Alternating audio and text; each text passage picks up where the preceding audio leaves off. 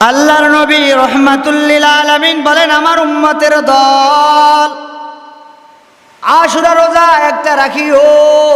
না না না, আশুরা রোজা একটা নয়, বরং চেষ্টা করবা। আশুরা রোজা একটা ইহুদিরাও রাখে, বরং তোমরা একটা রোজা রাখিও না। তোমরা যদি সম্ভব হয় দুইটা রোজা রাখিও, 9 তারিখ 10 তারিখ অথবা 10-11 তারিখ। قال رسول الله صلى الله عليه وسلم صوموا عاشوراء وخالفوا فيه اليهود وصوموا قبله يوما وبعده يوما।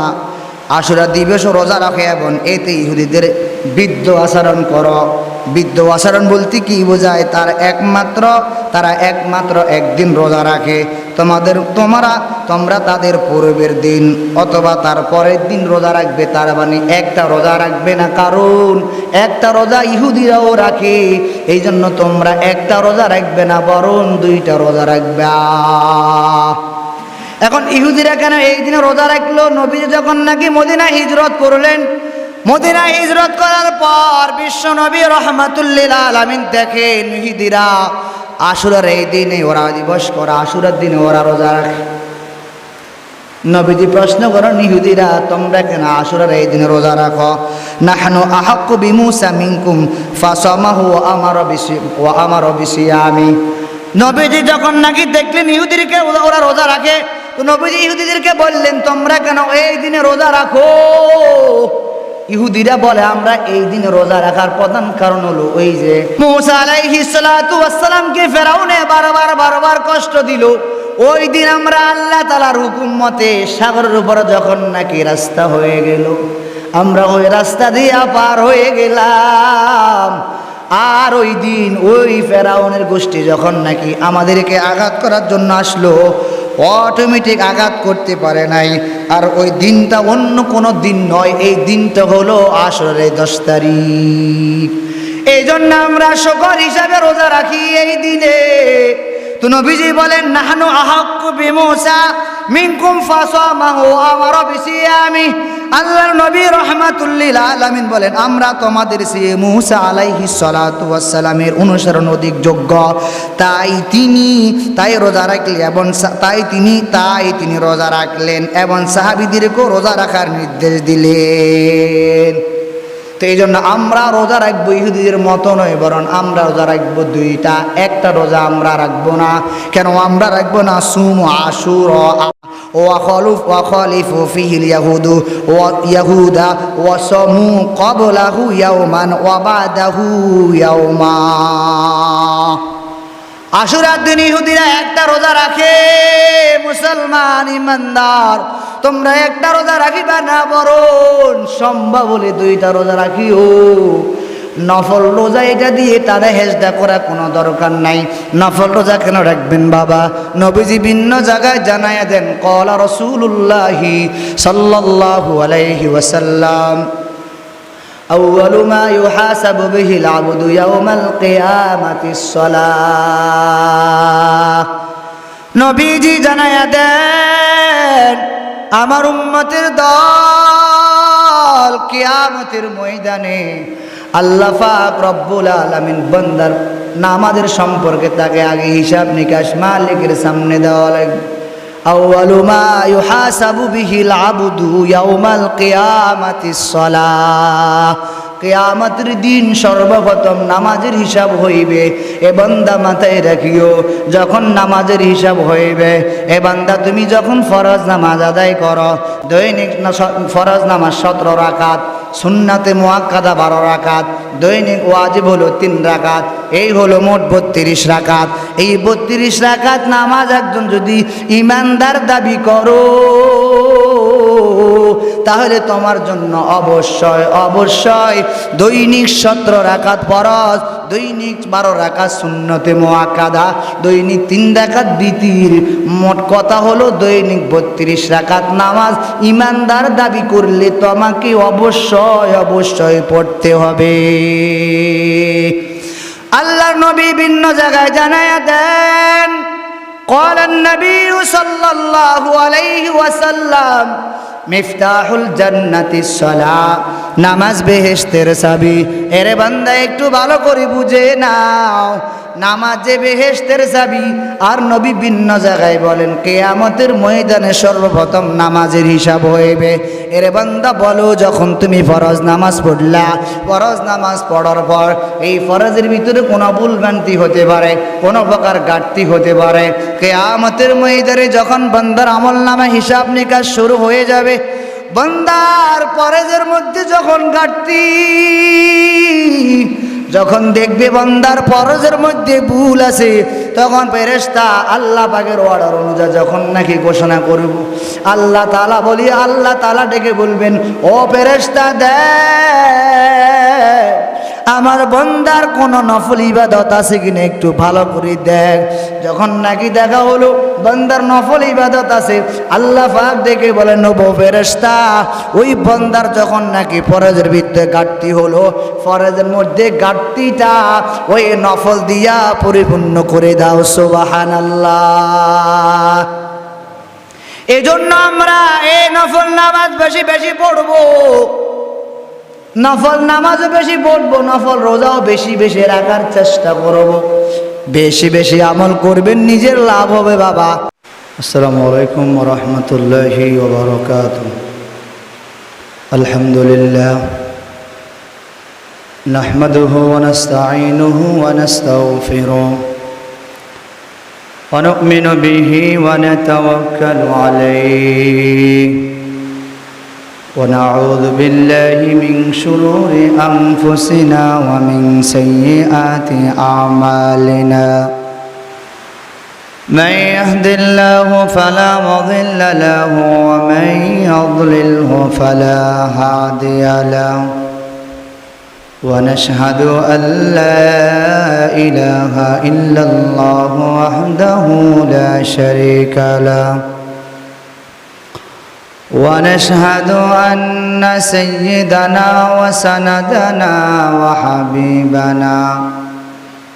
وحبيب ربنا وطبيبنا وطبيب قلوبنا ومولانا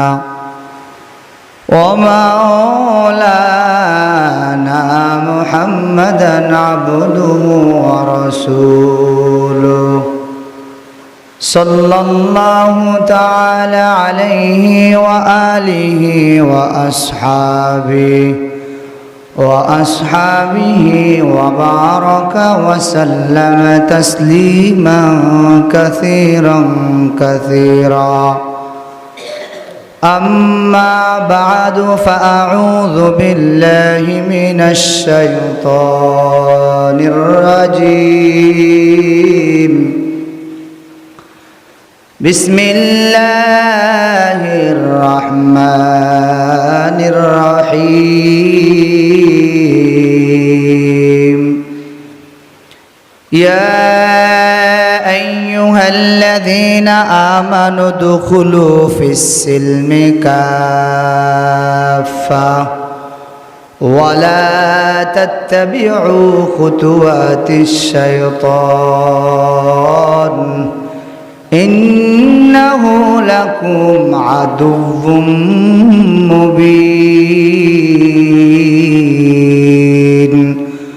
وقال رسول الله صلى الله عليه وسلم أفضل الصيام بعد رمضان شهر الله المحرم أو كما قال عليه الصلاة والسلام. اللهم صل على محمد النبي الأمي وعلى آله وأصحابه وبارك وسلم. सूरज ने दिया अपनी शुआओं कोई पैगाम, सूरज ने दिया अपनी शुआओं कोई पैगाम. दुनिया है अजब चीज को भी सुबह को भी शाम. दुनिया है अजब चीज को भी सुबह को भी शाम. दुनिया में हो दुनिया का तलबगार नहीं हो, दुनिया में हो दुनिया का तलबगार नहीं हो, बाजार से गुजर हो खरीदार नहीं हो, बाजार से गुजर हो खरीदार नहीं हो। उल्फत में बराबर के वफा हो के जफा हो, उल्फत में बराबर के वफा हो के जफा हो, हर चीज में लज्जत है अगर दिल में मजा हो, हर चीज में लज्जत है अगर दिल में मजा हो। मोहम्मद ने आकर सदाकत को बताया, सदाकत को बताया, कुफर को मिटाया। ला इलाहा इल्लल्लाह, ला इलाहा इल्लल्लाह, ला इलाहा इल्लल्लाह, ला इलाहा इल्लल्लाह। বহু দূরে মাদিনা কেমনে যাবো জানি না, দয়াল আল্লাহ দয়া করো, দয়াল আল্লাহ দয়া করো, ফুরাও মনের ভাসনা। লা ইলাহা ইল্লাল্লাহ, লা ইলাহা ইল্লাল্লাহ, লা ইলাহা। উঠিতে বসিতে ইল্লাল্লাহ, চলতে ফিরতে ইল্লাল্লাহ, শয়নে স্বপনে ইল্লাল্লাহ, লা ইলাহা ইল্লাল্লাহ, লা ইলাহা ইল্লাল্লাহ, লা ইলাহা। আল্লাহ তাআলা দরবারে অসংখ্য অগণিত শুকরিয়া, যিনি আমাদেরকে দিনই কিছু কথাবার্তা আলোকপাত করার উদ্দেশ্যে আল্লাহ তাআলার ঘরে দিনই কিছু কথাবার্তা শ্রবণ করার জন্য তৌফিক এনায়েত করছেন। এজন্য মালিকের দরবারে কালিমাত শুকর আদায় করছি, আলহামদুলিল্লাহ। আজ মুহররম মাসের প্রথম জুমা তথা আরবি নবহিজরির 1446 হিজরির প্রথম জুমা। এই মুহররম মাস, প্রত্যেকটা মাস বাংলা তো 12 মাস, ইংরেজি তো 12 মাস প্লাস আরবি তো 12 মাস। আরবি 12 মাসের মধ্যে প্রথম মাস শুরু হলো মুহররম দিয়ে। এই জন্য মুহররম মাসের অনেক দাম। এই মুহররম মাসে পৃথিবীতে অনেক কিছু ঘটেছে, বড় বড় যত ঘটনা ঘটেছে প্রায় সবগুলি মুহররমের 10 তারিখে ঘটেছে। নবীজি জানাইয়া দেন, ক্বালা রাসূলুল্লাহি সাল্লাল্লাহু আলাইহি ওয়াসাল্লাম, আফজালুস সিয়ামি বাদা রমাদান শাহরুল্লাহিল মুহররম। নবীজি জানাইয়া দেন, আমার উম্মতের দল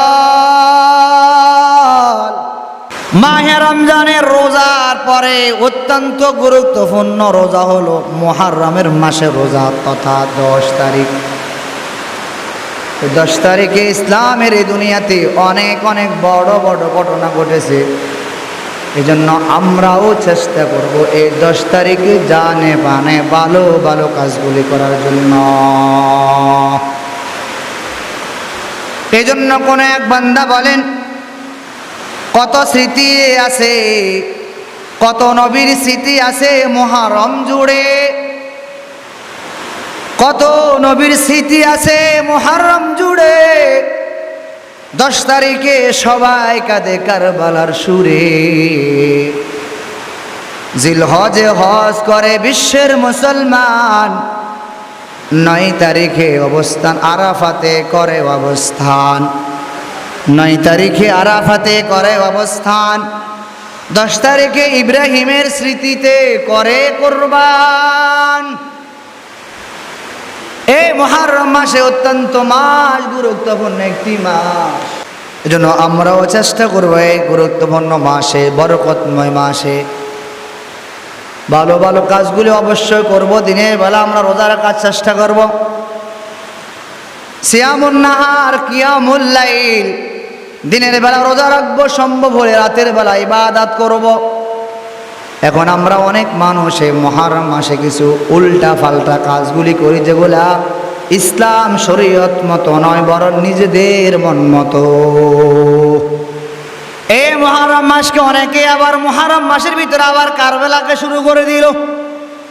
মুহররম মাসের সাথে কারবালার কোনো সম্পর্ক নয়, বরং কারবালা আরেকটা সাইড, আরেকটা দিক, মুহররম হলো আরেকটা দিক। অতএব মুহররমকে আবার কারবালার ভিতরে প্রবেশ করাবার কোনো সুযোগ নাই, বরং নবীজি জানাইয়া দেন এই মুহররম মাসের 10 তারিখে রোজা রাখলে কি হবে। সিয়ামু ইয়াউমা আশুরা আন ইয়াহতাসিবা আলাল্লাহি আন ইউকাফিরাস সানাতাল্লাতী ক্বাবলা ওয়া সানাতাল্লাতী বাদা। নবীজি জানাইয়া দেন আমার উম্মতের দল মাহে রমজানে, মাহে মুহররমের 10 তারিখে যদি কোনো আল্লাহর বান্দা রোজা রাখে, নবীজি জানাইয়া দেন আমি আল্লাহর দরবারে আশাবাদী ওই বান্দা রোজা রাখার কারণে 1 বছর আগে এবং 1 বছর গুনাহ কাফারা হয়ে যাবে। সুবহানাল্লাহ। ভিন্ন জায়গায় নবীজি জানাইয়া দেন যদি কোনো আল্লাহর বান্দা মাহে মুহররমে যদি নাকি পরিবারের ভিতরে খরচপাতি বাড়াইয়া দেয়, আল্লাহ পাক রব্বুল আলামিন এই মাহে মুহররমে পরিবারে খরচপাতি বাড়াই দেওয়ার কারণে তাকে পুরা বছর তার রিজিকের মধ্যে আল্লাহ পাক প্রশস্ত দান করবেন। সুবহানাল্লাহ। এজন্য আমরাও ভালো ভালো কাজগুলি করব, নফল নামাজ পড়ার জন্য চেষ্টা করব, নফল রোজা রাখার জন্য চেষ্টা করব, কারণ এটা অত্যন্ত একটা দামি মাস। মাহে রমজানের পরে, রমজান মাসের আগে আশুরা রোজা ফরজ ছিল। যখন রমজান মাস নাজিল হলো, রমজান মাস নাজিল হওয়ার পরে আশুরা রোজা রহিত হয়ে গেল, তথা স্বাধীনতা হয়ে গেলে ইচ্ছা হয়ে গেল, ইচ্ছা করলে রাখতে পারে, না ইচ্ছা করলে নয়, তাতে কোনো সমস্যা নয়। মাহে রমজানের আগে এই আশুরা রোজা ফরজ ছিল। যখন নাকি রমজান মাসে রোজা নাজিল হলো, রমজানের রোজা যখন নাকি আল্লাহ পাকের হুকুম মতে অবতীর্ণ হলো, আল্লাহর হুকুম মতে শুরু হয়ে গেল, তখন আশুরার এই রোজাটা রহিত হয়ে গেল। কিন্তু এই আশুরার রোজার এত দাম, এত দাম, এই আশুরার রোজা মাহে রমজানের আগে ফরজ ছিল। নবীজি জানায়া দেন আফজালুস সিয়ামি বাদা রমাদান শাহরুল্লাহিল মুহররম। নবীজি জানায়া দেন মাহে রমজানের রোজার পর অত্যন্ত দামি রোজা হলো মুহররমের মাসের 10 তারিখের রোজা। এখন এই রোজা কি একটা রাখবো নাকি 2টা রাখবো? সাধারণত আমাদের আম্মাজানেরা একটা রোজা অবশ্য রাখে না, একটা রোজা রাখার কোনো প্রয়োজন নেই, কারণ নবীজি জানাইয়া দেন একটা রোজা রাখলে ইহুদির সাথে মিলে যায়। আমরা একটা রোজা রাখবো না, ওদের একটু বিপরীত থাকবো, ওদের একটু বিপরীত করবে, একটা রোজা রাখার কোনো প্রয়োজন নাই। আমরা যদি একটা রোজা রাখি, ইহুদিরাও একটা রোজা রাখে, এই জন্য আমরা চেষ্টা করব 9-10 তারিখ অথবা 10-11 তারিখ রোজা রাখার জন্য। আল্লাহ আমাদেরকে রোজা রাখার তৌফিক দান করেন, সিল্লা বলেন আমিন। তাহলে আমরা কি করব? নবীজি বলেন তাহলে আমরা একটা রোজা রাখবো নাকি 2টা রোজা রাখবো? নবীজি জানাইয়া দেন সুমু আশুরা ওয়া খালিফু ফিল ইয়াহুদু ওয়া সামু ক্বাবলাহু ইয়াওমান ওয়া বাদাহু ইয়াওমা। আল্লাহর নবী রহমাতুল্লিল আলামিন বলেন, আমার উম্মতের দল আশুরা রোজা একটা রাখিও। না না না, আশুরা রোজা একটা নয়, বরং চেষ্টা করবা। আশুরা রোজা একটা ইহুদিরাও রাখে, বরং তোমরা একটা রোজা রাখিও না। তোমরা যদি সম্ভব হয় দুইটা রোজা রাখিও, 9 তারিখ 10 তারিখ অথবা 10-11 তারিখ। قال رسول الله صلى الله عليه وسلم صوموا عاشوراء وخالفوا فيه اليهود وصوموا قبله يوما وبعده يوما। আশুরা দিবস রোজা রাখে এবং এতে ইহুদিদের বিদ্য আচরণ করো। বিদ্য আচরণ বলতে কি বোঝায়? তারা একমাত্র একদিন রোজা রাখে। তোমরা তাদের পূর্বের দিন অথবা তার পরের দিন রোজা রাখবে, তার মানে একটা রোজা রাখবে না, কারণ একটা রোজা ইহুদিরাও রাখে। এই জন্য তোমরা একটা রোজা রাখবে না, বরং দুইটা রোজা রাখবে। এখন ইহুদিরা কেন এই দিনে রোজা রাখলো? নবী যখন নাকি মদিনা হিজরত করলেন, মদিনা হিজরত করার পর বিশ্ব নবী রহমাতুল্লিল আলামিন দেখেন ইহুদিরা আশুরার এই দিনে ওরা দিবস করে, আশুরার দিনে ওরা রোজা রাখে। নবীজি প্রশ্ন করেন, ইহুদিরা তোমরা কেন আশুরার এই দিনে রোজা রাখো?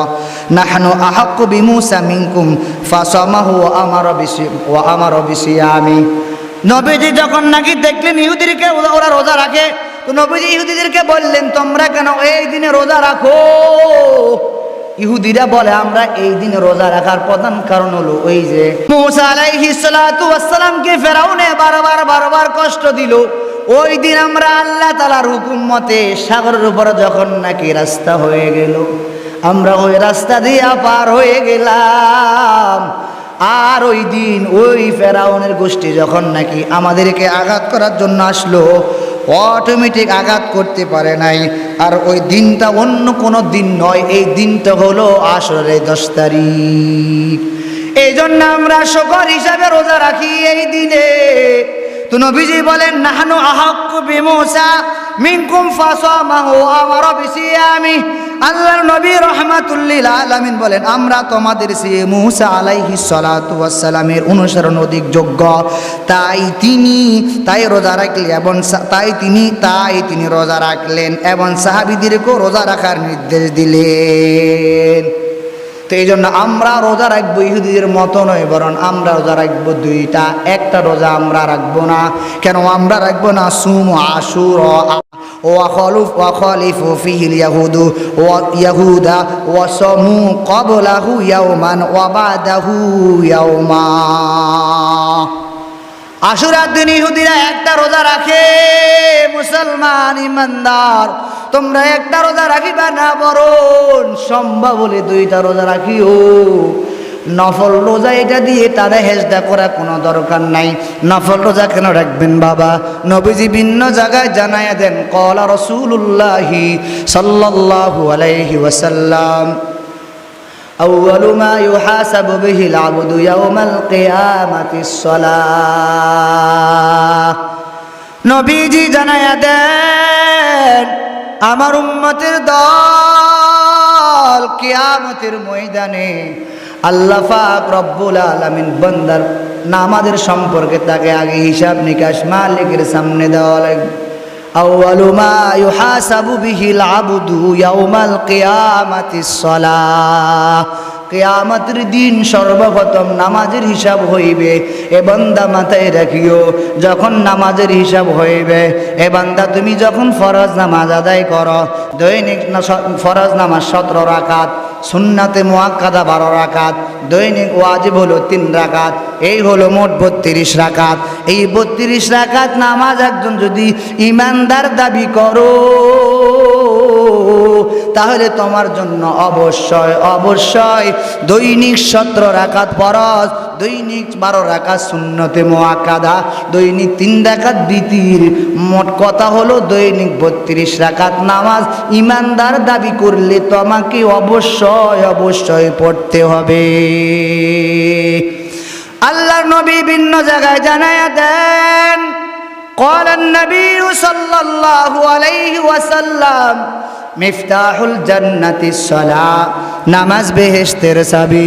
এরে বান্দা একটু ভালো করে বুঝে নাও, নামাজ যে বেহেশতের চাবি। আর নবী ভিন্ন জায়গায় বলেন কিয়ামতের ময়দানে সর্বপ্রথম নামাজের হিসাব হইবে। এরে বান্দা বলো, যখন তুমি ফরজ নামাজ পড়লা, ফরজ নামাজ পড়ার পর এই ফরজের ভিতরে কোনো ভুলভ্রান্তি হতে পারে, কোনো প্রকার ঘাটতি হতে পারে। কিয়ামতের ময়দানে যখন বান্দার আমলনামা হিসাব নিকাশ শুরু হয়ে যাবে, বান্দার ফরজের মধ্যে যখন ঘাটতি,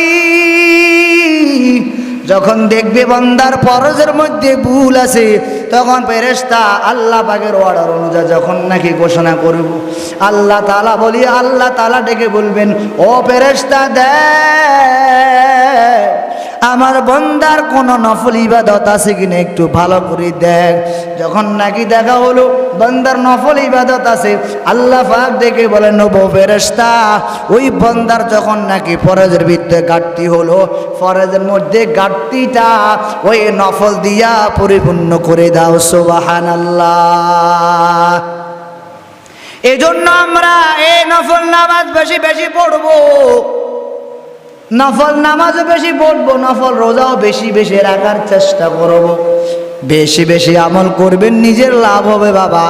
একটু বলেন তো, কবর যে ইমাম সাহেব মারা যায়, ইমাম বলেন, মুসল্লি বলেন, র্যাব বলেন, আর্মি বলেন, পুলিশ বলেন, ডিসি বলেন, ওসি বলেন, স্বরাষ্ট্রমন্ত্রী বলেন, প্রধানমন্ত্রী বলেন, ওসি ডিসি র্যাব আর্মি মন্ত্রী বলেন না কেন, ডাক্তার বলেন না, রোগী বলেন না কেন, ইমাম বলেন, মুসল্লি বলেন, যে যা বলেন না কেন, কবরের ছায়া সবার জন্য সমান। যখন ইমাম সাহেব মারা যায় তার জন্য কবরের হালত এক, যখন মুসল্লি মারা যায় তার জন্য কবরের হালত এক, ডাক্তার মারা যায় তার জন্য কবরের হালত এক, যখন রুগী মারা যায় তার জন্য কবরের হালত এক। ওইখানে কোনো ব্যতিক্রম করা হবে না। বরং না না না, আমি ইমাম সাহেব বলে, আমি খতিব সাহেব বলে আমাকে লাল কাপড় দেওয়া হবে এমনটাও নয়, আমি রাষ্ট্রপতি বলে আমাকে নীল কাপড় দেওয়া হবে এমনটাও নয়, আমি প্রধানমন্ত্রী বলে আমাকে উন্নত মানের রঙিন কাপড় দেওয়া হবে না না না। আমাকে মৃত্যুবরণ করার পর প্রধানমন্ত্রী যে কাপড়ের মালিক, আমার এলাকার যে মহিলাটার ঘরে কিছু নাই, একবারে ফকিন্নি গেরাম করে খায়, ভিক্ষা করে খায়, ওই মহিলাটারও একই হালত, ভিন্ন কোনো হালত নয়। বরং দুনিয়ার মানুষ পদে পদে বিভিন্ন পদে পদে তার মর্যাদা বাড়তে পারে, কমতে পারে। মাথায় রাখি ও কিয়ামতের ময়দানে কবরের হালত সবার জন্য সমান। তাহলে বোঝা গেল কবরের ছায়া সবার জন্য সমান। আপনার জন্য যে হালত আমার জন্য সেই হালত, আপনার যে খোদা আমারও সেই খোদা, আপনার যে কোরআন আমারও সেই কোরআন, আপনার যে নবী আমারও সেই নবী, আপনার মাথার টুপি যেমন আমারও মাথার টুপি তেমন। তাহলে ভিন্নতা কেন? আসল ভিন্নতা কোনো জায়গায় নয়, একমাত্র আমার ঈমানের দুর্বলতার কারণে ভিন্নতা প্রকাশ পাওয়া যায়। আচ্ছা, আমার সামনে যারা আছেন তো একটু গভীর মনোযোগ দিয়ে আওয়াজ দেন তো, আল্লাহ কয়জন? জোরে বলেন। এত জোরে বললেন মিয়া, আরো জোরে বলেন। আল্লাহ কয়জন? নবী কয়জন? অনেক নবী তো আছে। আচ্ছা যাই হোক, কোরআন কয়টা বলেন না মিয়া, কয়টা? তাহলে আল্লাহ আপনার জন্য যে আল্লাহ, আমার জন্য সেই আল্লাহ। আপনার জন্য যেই রসুল, যেই নবী, আমার জন্য সেই রসুল সেই নবী। আপনার জন্য যেই কোরআন, আমার জন্য সেই কোরআন। মতনৈক্য কেন? দ্বিমত কেন? ভিন্নতা কেন? ভিন্নতা হওয়ার ভিন্ন কোনো কারণ নয়। কিছু মানুষ আছে মুসলমানই দাবি করে, এরা আসলে মুসলমান নয়, বরং যখন তোমার কাছে যায় বলে আমি তোমার সাথে আছি, আবার যখন আমাদের সাথে আছে বলে আমি তোমাদের সাথে আছি। আসলে নয়, এই লোকটা তোমার সাথেও ন, আমার সাথেও ন। লোকটা মধ্যস্থ একটা কাজ করিয়া দুই পক্ষ থেকে ভেজাল সৃষ্টি করে। এটা আসলে কোনো মুসলমানের পরিচয় নয়, এটা হলো ইহুদিদের দালার ভিন্ন পন্থা। এক একবার এক এক হালত, আবার শুরু হলো নবীর অপমান, আর একবার শুরু করে দিল নবীকে নিয়ে কটূক্তি করে। বলেন তো নবী যদি কিয়ামতের ময়দানে হাসরের দিন দেখি বলে 16 কোটি মুসলমান থাকা শর্ত আমার এত উম্মত থাকা শর্ত আমি নবীকে নিয়ে কটূক্তি করে, কিয়ামতের ময়দানে হাসরের দিন বাবা যখন নবী যখন নাকি আমার আপনার জন্য সুপারিশ করবেন, কিয়ামতের ময়দানে ঈসা আলাইহিস সালাম বলবেন ইয়া নাফসি, কিয়ামতের ময়দানে মূসা আলাইহিস সালাতু ওয়াস সালাম বলবেন ইয়া নাফসি, জাকারিয়া বলবেন ইয়া নাফসি, ইয়াহিয়া বলবেন ইয়া নাফসি, ইব্রাহিম বলবে ইয়া নাফসি, হুদ বলবেন ইয়া নাফসি, প্রত্যেক নবী দাউদ আলাইহিস সালাম বলবেন ইয়া নাফসি, আদম আলাইহিস সালাম বলবেন ইয়া নাফসি, সুলাইমান আলাইহিস সালাতু ওয়াস সালাম বলবে ইয়া নাফসি। প্রত্যেকটা নবী ইয়া নাফসি করবে। তার মানে কি অর্থ হলো আল্লাহ আমাকে বাঁচাও, আমাকে বাঁচাও, আমাকে বাঁচাও। শুধু আমার আপনার নবী কিয়ামতের ময়দানে বলবেন আল্লাহ আল্লাহুম্মা গফিরলি উম্মতি, আল্লাহুম্মা গফিরলি উম্মতি। ও আল্লাহ তুমি আমার উম্মতদেরকে বাঁচাও, আমার উম্মতদেরকে বাঁচাও। ওই সুপারিশের আশা যদি করতে পারো, ওই সুপারিশের আশা যদি আকাঙ্ক্ষা হতে পারো, মাথায় রেখিও নবীকে নিয়ে যারা কটূক্তি করবে, নবীকে নিয়ে যারা খারাপ কথাবার্তা বলবে, মন্তব্য করবে, এদেরকে এমন কঠোর শাস্তি দেওয়া দরকার। এদের মতন ওই ফেরাউনের মতন দেখিয়া দেখিয়া জীবনে কোনো মানুষ আল্লাহ বলে স্বীকার করার মতো আর দুনিয়াতে থাকবে। ফেরাউন যখন বলল আল্লাহ আমি তো খোদা, বলছে কি বলছে না? বলেন না, বলছে কি বলছেন না? জোরে বলেন, বলছে কি বলছে না? তো আল্লাহ অসুবিধা না, তুই করলে খোদা দেখে একটু, তুই খোদা হওয়ার পর ঠিক আছে, সমস্যা কি? আল্লাহ অনেক জিনিস চাইছি, আমার সব দিয়ে দিয়েন। আল্লাহর কাছে যা চাইলো আল্লাহ পাক তারা অনেক কিছু, অনেক আবদারগুলি পূরণ করলেন। আচ্ছা বলুন তো এখন মিশর জাদুঘরে আসেনি? ভাই কথা বলেন, আসেনি? আচ্ছা বলুন তো দুনিয়ার মানুষ যখন মারা যায় 2 দিন থাকার পর গন্ধ, সমাজে থাকা যায় না, এলাকায় থাকা যায় না, সবাই বিভিন্ন কথা বলে, তিরস্কার করে, ভৎসনা করে। এই লোকটা এতদিন হলো এখনো মিশর জাদুঘরে আছে, কোনো গন্ধও করে না। আল্লাহ বলে এইটার একমাত্র কারণ ওই যে আমি আল্লাহর সাথে ফাল্লা দেওয়ার কারণে আমি আল্লাহ এমন সাজা দিলাম, আজও মানুষ তাকে দেখিয়া দেখিয়া স্মরণ করে। না না না, কখনো কোনো দিন আল্লাহ বলি দাবি করিলে আল্লাহ এটার মতো আমাকেও বানায়া দিবে। ফেরাউন যখন মূসা আলাইহিস সালাতু ওয়াস সালাম বলেন আল্লাহ ফেরাউন এত বারবার ডিস্টার্ব করে, আপনি তাকে আযাব দিয়ে কেন ডিস্টার্ব করেন না? কে বলে? মূসা আলাইহিস সালাতু ওয়াস সালাম বলে ও আল্লাহ এই ফেরাউন বারবার আমাকে, ফেরাউন না নমরুদ? কে ফেরাউন না নমরুদ? কি কথা মানাগা, ফেরাউন না নমরুদ? আপনার কথাবার্তা জোরে বলেন না মিয়া, ফেরাউন না নমরুদ? তো ফেরাউন যখন নাকি বলল মূসা পয়গম্বর আলাইহিস সালাতু ওয়াস সালাম বলেন আল্লাহ এই লোকটা বারবার ডিস্টার্ব করে, আযাব দেন না কেন? আল্লাহ বলে স্যার এই কারণে তাকে আমি আযাব দিই না। গভীর মনোযোগ দিয়ে শ্রবণ করেন। 1 নাম্বার কারণ, এই ফেরাউন দিনের বেলা হাঁটিয়ে হাঁটিয়ে আল্লাহ খোদা দাবি করে, রাতের বেলা হাঁটিয়ে রাতের বেলা বলে আল্লাহ আপনি তো জানেন আমি কেমন খোদা, ও আল্লাহ আপনি আমাকে ক্ষমা করে দিন। 2 নাম্বার কারণ হলো ফেরাউনের বাড়ির দরজায় এতিমখানা ছিল। এতিম বাচ্চারা খানা খাওয়ার পর আল্লাহর দরবারে দোয়া করতেন, আল্লাহর এই বান্দাটাকে আপনি হেফাজত করেন। 2 নাম্বার কারণ।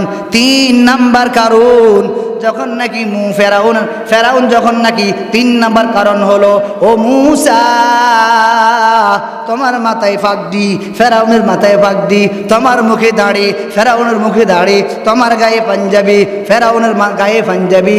আমি আল্লাহ পাঞ্জাবির খাতিরে, পাগড়ির খাতিরে, দাড়ির খাতিরে ধ্বংস করি না। 4 নাম্বার কারণ হলো ফেরাউনের আম্মার বৃদ্ধ ছিল। ওই ফেরাউনের আম্মাকে ফেরাউন বেশি লালিত পালিত করতো, খেদমত করতো। খেদমত করার পর ওই ওই ফেরাউনের আম্মা আল্লাহর দরবারে দোয়া করে, ওগো আল্লাহ আমার সন্তানকে তুমি হেফাজত করিও। এই 4 নাম্বার কারণে আল্লাহ পাক রব্বুল আলামিন ফেরাউন নামক জানোয়ারকে আল্লাহ ধ্বংস করেন নাই। তবে হ্যাঁ, যখন মালিকের পক্ষ থেকে ইদা জা আজালুহুম লা ইস্তাখিরুনা সাআতাও ওয়া লা ইস্তাকদিমুন, আল্লাহ পাকের পক্ষ থেকে যখন নাকি অর্ডার হয়ে গেল 1 সেকেন্ড আগেও কারো জান নেওয়া হবে না, বড় 1 সেকেন্ড পরও কারো জান নেওয়া হবে না, সুনির্দিষ্ট সময়তে আবার আপনার জান নিয়ে যাবেন। কুল্লু নাফসিন যায়িকাতুল মাউত, নবীজি জানায়া দেন আকসিরু যিকরা হাযিমিল লাযযাতিল মাউত। আল্লাহর নবী বলেন আমার উম্মতের দল বেশি বেশি মৃত্যুকে স্মরণ করো, কেননা মৃত্যু দুনিয়ার স্বাদকে ধ্বংস করে দেয়। দুনিয়াতে কত মানুষ টাকাওয়ালা পয়সাওয়ালা কোটিপতি, আজ কবরে যাওয়ার পর কিছু আর পাওয়া যায় না। কবরে যাওয়ার পর আমার আপনার হাতের নখ থাকবে না, ঘষে ঘষে পড়ে যাবে, হাড্ডি থেকে গোশতগুলি আলাদা হয়ে যাবে, পোকামাকড় সবগুলি খেয়ে ফেলবো। আমার বাহাদুরি কই, আমার টাকাওয়ালার টাকা কই, সম্পদওয়ালার সম্পদ কই, ওই ব্যাংক ব্যালেন্সের মানুষ তুমি কই, তোমার টাকা কোথায়, তুমি কোথায়? একা একই অন্ধকার কবরে তোমাকে আমাকে নির্দ্বিধায় নিশ্চিন্তায় চলে যেতে হবে। অতএব ওই কবরে চিন্তা রাখিয়া রাখিয়া মাহে মুহররমে আল্লাহর ইবাদত বেশি বেশি করো, জিকির বেশি বেশি করো, মুহররমের 10 তারিখে রোজা রাখার চেষ্টা করো, বরং একটা নয় পারলে 9 তারিখ 10 তারিখ অথবা 10 তারিখ 11 তারিখ রাখার চেষ্টা করো। নবীজি ভিন্ন জায়গায় জানাইয়া দেন যারা মাহে মুহররমে পরিবারের ভিতরে খরচপাতি বাড়াইয়া দেয়, বৃদ্ধি করিয়া দেয়, নবীজি ঘোষণা করেন তাকে পুরা বছর তার রিজিকের মধ্যে প্রশস্ত করিয়া দিবেন। চিল্লাই বলেন সুবহানাল্লাহ। এই জন্য আমরাও বেশি বেশি করে নফল ইবাদত করার চেষ্টা করব। এই জন্য আমরা সুরে সুরে জানতে পারি আর বলতে পারি কত নবীর স্মৃতি আছে মুহররম জুড়ে। এই মুহররম মাসে কত নবীর, সব নবীর বড় বড় যত ঘটনা ঘটেছে, প্রত্যেকটা ঘটনা যত রকমের ঘটনা ঘটেছে, আসারগুলি সিরিয়াল, আবার যাওয়ার সিরিয়ালগুলি, প্রত্যেকটা বড় বড় ঘটনাগুলি এই মুহররমের 10 তারিখে ঘটেছে। এজন্য বলেন কত নবীর স্মৃতি আছে মুহররম জুড়ে। 10 তারিখে সবাই কাঁদে কারবালার সুরে। এটা যদিও কথার রং বিরঙ্গে বলতে গিয়ে এটা লাইনে লাইনে এটাকে সুরে সুরান্বিত করে দিল, মূলত না না না, মুহররম মাসে কারবালার সাথে কোনো সুসম্পর্ক নয়। যদিও কথাটা সিরিয়াল দিয়ে বলতে গেলে এটা ওই কথাটাকে পরিপূর্ণ করতে গিয়ে বলতে হলো 10 তারিখে সবাই কাঁদে কারবালার সুরে। জিলহজে হজ করে বিশ্বের মুসলমান। এই যে আল্লাহর বান্দারা কয়েকদিন আগে হজ করে আসলেন, অনেক আল্লাহর বান্দা চিন্তা করে 7 লক্ষ টাকা জানি খরচ করলে কি হয়। কোন এক আল্লাহর বান্দা এক সময় বলছিল, স্ত্রী স্বামীকে বলে, স্বামী স্ত্রীকে বলে, আচ্ছা বলুন তো কি দরকার 7 লক্ষ টাকা খরচ করি হজ করার? এই 7 লক্ষ টাকা তো ভিন্ন জায়গায় লাগাইলে 1000 টাকার যদি 100-1000 টাকা করি আসে, অথবা লাখে যদি 20,000 টাকা করি আসে, তাহলে বুঝে নাও তোমার কত টাকা আয় হবে। ওইদিকে বাদ দাও, এদিকে শুরু করে দাও। চিল্লাই বলেন না নাউযুবিল্লাহ। এজন্য বলে জিলহজে হজ করে বিশ্বের মুসলমান। 10 তারিখে ইব্রাহিমের স্মৃতিতে করে কোরবান। এই যে কয়েকদিন আগে চলে গেল ইব্রাহিম আলাইহিস সালাতু ওয়াস সালামের কোরবানি। এখান থেকে কি বুঝলাম? এখান থেকে বুঝনি হলো কত নবীর স্মৃতি আছে মুহররম জুড়ে। আব্বাজান আদম আলাইহিস সালাতু ওয়াস সালামকে 10 তারিখে দুনিয়াতে আল্লাহ পাক প্রেরণ করলেন। আবার 10 তারিখে ওইখান থেকে আবার জান্নাত থেকে অটোমেটিক গেট আউট করে দিলেন। ওই যে নূহ আলাইহিস সালাতু ওয়াস সালামের নৌকা যদি পাহাড়ে বিঁধলো এই 10 তারিখে, প্রত্যেকটা নবীর স্মৃতি এই 10 তারিখে জুড়ানো। এই জন্য 10 তারিখের প্রতি আমরা সিন্নি দিয়ে মসজিদে লাফালাফি ফারাফারি করার দরকার নাই, বরং আমরা যদি পারি অন্তত পক্ষ এই কাজটা আমরা করার চেষ্টা করব। দিনের বেলা রোজা রাখবো, পারলে রাতের বেলা নফল নামাজ পড়বো। তবে হ্যাঁ, টানাটানি টানা হেজদা করার কোনো প্রয়োজন নাই, কারণ নফল রোজা রাখলে সওয়াব আছে, না রাখলে কোনো গুনাহ নাই। তবে এটার দাম অত্যন্ত বেশি, কারণ মাহে রমজানের আগে এই আশুরার রোজা ফরজ ছিল। যখন নাকি মাহে রমজানের রোজা নাকি শুরু হয়ে গেল, তো মাহে রমজানের রোজা ফরজ হওয়াতে আশুরার রোজা রহিত হয়ে গেল, স্বাধীনতা হয়ে গেল, ইচ্ছা হয়ে গেল। এজন্য বলেন কত নবীর স্মৃতি আছে মুহররম জুড়ে, এটা পাইছেন তো প্রত্যেক নবীর কম বেশি স্মৃতিগুলো সবে মাহে মুহররমের এই 10 তারিখে সবাই কাঁদে, 10 তারিখে সবাই কাঁদে কারবালার সুরে। এই 10 তারিখে অনেকে বিভিন্ন বিষয় কান্নাকাটি করে, তবে সাবধান, কারবালাকে এটার সাথে জড়িত করার কোনো প্রয়োজন নাই। জিলহজে হজ করে বিশ্বর মুসলমান, দেখেন কত দামি দামি।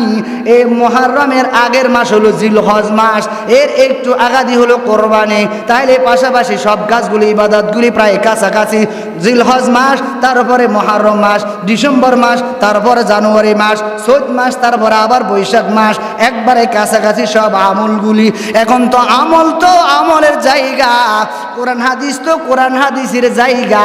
নামাজের কথা তো আছে, হজের কথাও আছে, জাকাতের কথাও তো আছে, ফরদার কথাও তো আছে, ব্যবসার কথা তো আছে, সুদের কথাও তো আছে, ঘুষের কথাও তো আছে। আমরা শুধু বয়ান করি আর শুনেন, বাবা কবে থেকে জানি আমল শুরু করবে। আল্লাহ আমাদেরকে সঠিক কথার উপর আমল করার তৌফিক দান করে, সিল্লা বলেন আমিন।